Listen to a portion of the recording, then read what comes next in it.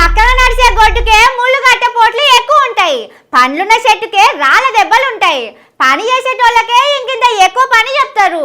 అన్ని నిజమే గాని ఇవన్నీ మాకెందుకు చెప్తున్నామని చూస్తున్నారు కదా. మన తాన ఇట్లనే అవుతున్నదుల్లా.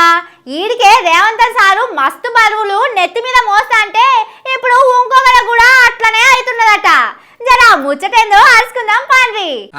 ఈ మేడాన్ని గుర్తుపట్టిండ్రా? అమ్రాపాల్ మేడం. అప్పట్లో వరంగల్ కలెక్టర్ కూడా వేసిపోయింది. అప్పట్లోనే ఈడికెళ్ళి ఢిల్లీకి కూడా పోయింది. మొన్న రేవంత్ సార్ ముఖ్యమంత్రి కాగానే మళ్ళా హైదరాబాద్కి వచ్చింది. వచ్చి రాగానే మంచి కుర్చీలనే కూర్చోబెట్టిండు సారు. ఇక ఈ 6 నెలలోనే మేడం మస్తు పని చేస్తున్నట్టున్నది. ఇంత మంచిగా పనిచేస్తే ఆమెకు ఒక్క కుర్చీ ఇస్తే ఎట్లా అనుకున్నాడో ఏందో గాని ఓ 5-6 కుర్చీలు తీసుకొచ్చి వేసిండ్రు. హైదరాబాద్ మున్సిపాలిటీకి కమిషనరు ఈ మేడమే. హైదరాబాద్ డెవలప్మెంట్ కోసం హెచ్ఎండి అనే ఆఫీస్ ఉంటది కదా, అందులో జాయింట్ కమిషనర్ కూడా ఈ మేడమే. ఇక మూసీ నదిని మంచిగా చేస్తామని సర్కారు వాళ్ళు చెప్తున్నారు చూడండి.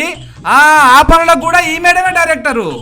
అప్పట్లో రేవంత్ సార్ తోని లండన్ కూడా పోయి వచ్చింది. అక్కడున్న నదిని ఎట్లా డెవలప్మెంట్ చేసిండ్రు అని చూసేందుకు మాత్రమే పోయిర్రు ఆడికి. ఇక హైదరాబాద్ గ్రోత్ కారిడార్ అని ఇంకోటి ఉన్నది, దానికి సుతం మేడమే మేనేజింగ్ డైరెక్టరు.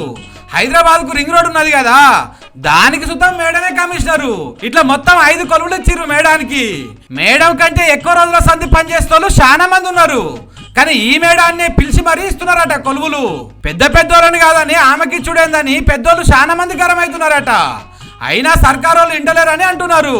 అయితే రేవంత్ సారు రోజుకి 20 గంటలు పనిచేస్తున్నాడు కదా, అందుకే పోలీసు వాళ్ళ డిపార్ట్మెంటు, మున్సిపాలిటీ వాళ్ళ డిపార్ట్మెంటు, ఇట్లా ఓ 4-5 డిపార్ట్మెంట్లు సార్ దగ్గరనే పెట్టుకున్నాడు. ఇక మరి సార్ లెక్కనే మేడం కూడా 20 గంటలు తిండి తిప్ప లేకుండా పనిచేస్తుంది కావచ్చు. అందుకే మేడానికి కూడా 5 కుర్చీలు వేసిరని సెక్రటరియట్ లో ఉన్న వాళ్ళు మాట్లాడుకుంటున్నారు.